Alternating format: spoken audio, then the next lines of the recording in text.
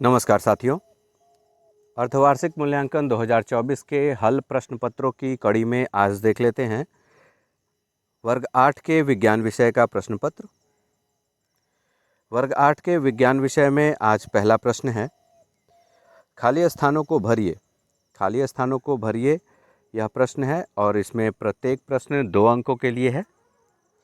पहला प्रश्न है, सजातीय आवेश एक दूसरे को खाली स्थान करते हैं, तो ये सजातीय आवेश एक दूसरे को प्रतिकर्षित करते हैं, यानी एक दूसरे को दूर धक्का देते हैं। खाद पदार्थों का मिश्रण है, खाली स्थान था, तो खाद जैविक पदार्थों का मिश्रण है। जो कार्बनिक और जैविक पदार्थ हैं उन्हीं का मिश्रण खाद कहलाता है। बल वस्तु को विरामावस्था से अब खाली स्थान की अवस्था में लाता है, तो गति की अवस्था में लाता है, ये सही होगा। किसी विलयन में विद्युत धारा प्रवाहित होने पर खाली स्थान प्रभाव उत्पन्न होता है, तो किसी विलयन में विद्युत धारा प्रवाहित होने पर रासायनिक प्रभाव उत्पन्न होता है। पांचवा है, चिकनी सतह की अपेक्षा रुखड़ी सतह और इसका खाली स्थान है घर्षण उत्पन्न करती है, तो इसका सही जवाब होगा अधिक घर्षण उत्पन्न करती है। अगले प्रश्न को देख लेते हैं, जिसमें सही और गलत करने के लिए है। सही कथन पर सही का चिन्ह लगाना है और गलत पर क्रॉस का। पहला कथन है, गेहूं रबी फसल है, तो ये सही कथन है, गेहूं एक रबी फसल है। दूसरा कथन है, घर्षण असंपर्क बल है, तो ये गलत कथन है। घर्षण दो सतहों की जब संपर्क होता है दो सतहों में, तभी ये बल काम करता है। तीसरा है, नायलॉन पूर्णतः संश्लेषित रूप में बना है। नायलॉन एक पूरी तरह से संश्लेषित रेशा है, इसमें प्राकृतिक जरा भी अंश नहीं है, ये बात सही है। चेचक के टीके की खोज एडवर्ड जेनर ने की थी, ये बात बिल्कुल सही है, वो आविष्कारक हैं चेचक के टीके के, एडवर्ड जेनर महोदय। जीवाश्म ईंधन कभी समाप्त न होने वाला संसाधन है, ये बात गलत है बिल्कुल। आज के समय में हम लोग देख रहे हैं कि कोयला और पेट्रोलियम जैसे संसाधन सीमित है और इनका उपयोग बढ़ते हुए जा रहा है तथा इनकी जो भी संचित क्षमता है वो लगातार घटते हुई जा रही है। अगला प्रश्न है, कॉलम में मिलान करना है, सही सही मिलान करिए। कॉलम क और कॉलम ख, कॉलम ख में दिया हुआ जो भी चीज़ है उसको कॉलम क के चीज़ों से मिलान करना है। पहला है ज्वाला का मध्य भाग, तो इसका सही उत्तर होगा इसको दीप्ति क्षेत्र कहा जाता है। दूसरा है हार्वेस्टर, हार्वेस्टर कटाई का एक यंत्र है। तीसरा है कर्षण, तरल पदार्थों में घर्षण की जो उपस्थिति होती है उसे कर्षण कहा जाता है। तरल पदार्थों में अलग अलग तरह के तरल अगर तेल और पानी को एक साथ रखा जाए तो दोनों की सतहें एक जगह पे विभाजित होती हैं और इन सतहों के बीच में एक बल कार्य करता है जो कर्षण बल कहलाता है। अक्षय ऊर्जा, सूर्य से मिलने वाले प्रकाश को अक्षय ऊर्जा कहा जा सकता है। रेशम, रेशम एक प्राकृतिक रेशा है, प्राकृतिक रेशा से इसको मिलान किया जा सकता है। आगे है लघुत्तरीय प्रश्न, जिसमें पहला प्रश्न है, रसोई घर में संश्लेषित वस्त्र पहनने की सलाह क्यों नहीं दी जाती?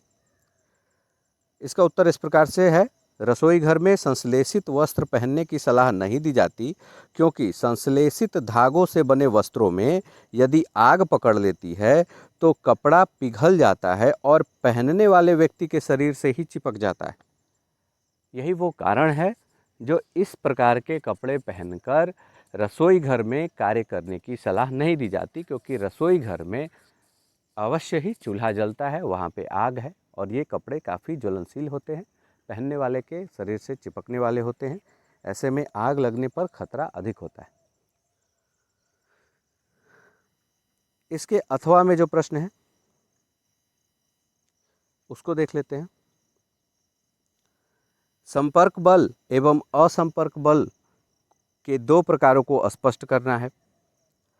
संपर्क बल, जब हम पानी की बाल्टी उठाते हैं तो बाल्टी को हाथ से पकड़ना होता है।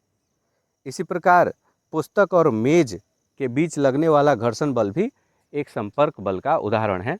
दोनों में एक दूसरे से संपर्क बना हुआ है। असंपर्क बल की बात करें तो असंपर्क बल चुंबक द्वारा लोहे के टुकड़े पर लगने वाला बल है, जिसे हम लोग चुंबकीय बल कहते हैं, तथा पृथ्वी द्वारा सभी वस्तुओं पर लगने वाला गुरुत्वाकर्षण बल असंपर्क बल के उदाहरण हैं। अगर किसी चीज़ को पृथ्वी से उछाल भी दें तो पृथ्वी उसे वापस अपनी ओर खींच लेती है गुरुत्वाकर्षण के कारण, और बिना किसी संपर्क के वह अपना यह बल लगा पाती है। अगला प्रश्न देख लेते हैं। आग लगने पर उसे कई बार पानी डालकर बुझाते हैं। पानी डालने से आग कैसे बुझ जाती है? तो यहाँ वैज्ञानिक कारण की पड़ताल करनी है कि पानी डालने से आग कैसे बुझ जाती है। तो इसका उत्तर इस प्रकार से लिखा जा सकता है कि पानी ज्वलनशील पदार्थों को ठंडा करता है। इससे उनका तापमान उनके प्रज्वलन ताप से कम हो जाता है और आग रुक जाता है। आग का फैलाव रुक जाता है। पानी जैसे ही हम किसी वस्तु पर डालते हैं, जो वस्तु जल रही होती है, उसका प्रज्वलन ताप कम हो जाता है और आग का फैलाव रुक जाता है। इसके अथवा में जो प्रश्न है, बल और दाब में अंतर स्पष्ट करना है। तो इसके लिए हम लोग इस प्रकार से उत्तर दे सकते हैं। बल किसी वस्तु पर लगने वाला धक्का या खिंचाव होता है। बल किसी वस्तु पर लगने वाला धक्का या खिंचाव होता है। वहीं दबाव किसी वस्तु की सतह पर लंबवत दिशा में लगने वाला बल होता है। किसी वस्तु की पूरे सतह पर लंबवत दिशा में लगने वाला दबाव होता है। चलिए अगला प्रश्न देखते हैं, जो पांचवा है। पांचवें प्रश्न में पहला प्रश्न है, खाद और उर्वरक में अंतर स्पष्ट कीजिए। खाद किसे कहते हैं और उर्वरक किसे कहते हैं? खाद जैविक पदार्थों जैसे गोबर, सड़े गले पत्ते आदि के प्राकृतिक रूप से अपघटन से बनती है।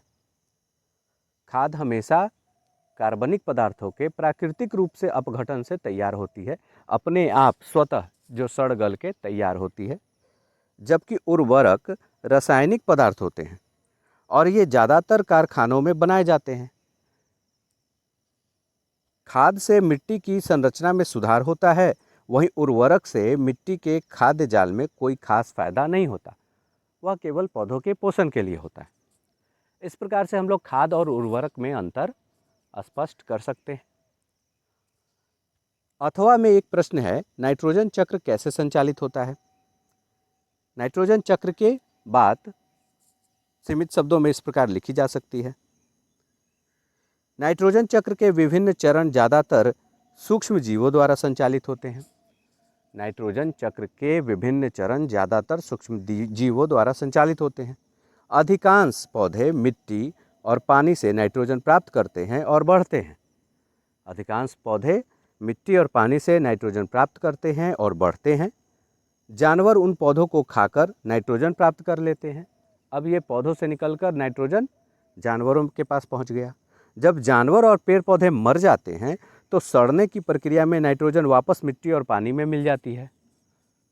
यही जानवर जिन्होंने पौधों को खाया, वो पौधे जो नाइट्रोजन लेकर बढ़े, एक दिन पुनः मर जाते हैं और सड़ गल के पुनः मिट्टी और हवा में नाइट्रोजन को मुक्त कर देते हैं।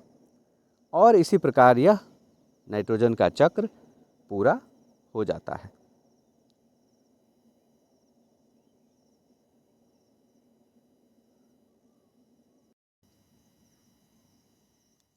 तो ये था आज का क्लास 8 के लिए विज्ञान का प्रश्न पत्र।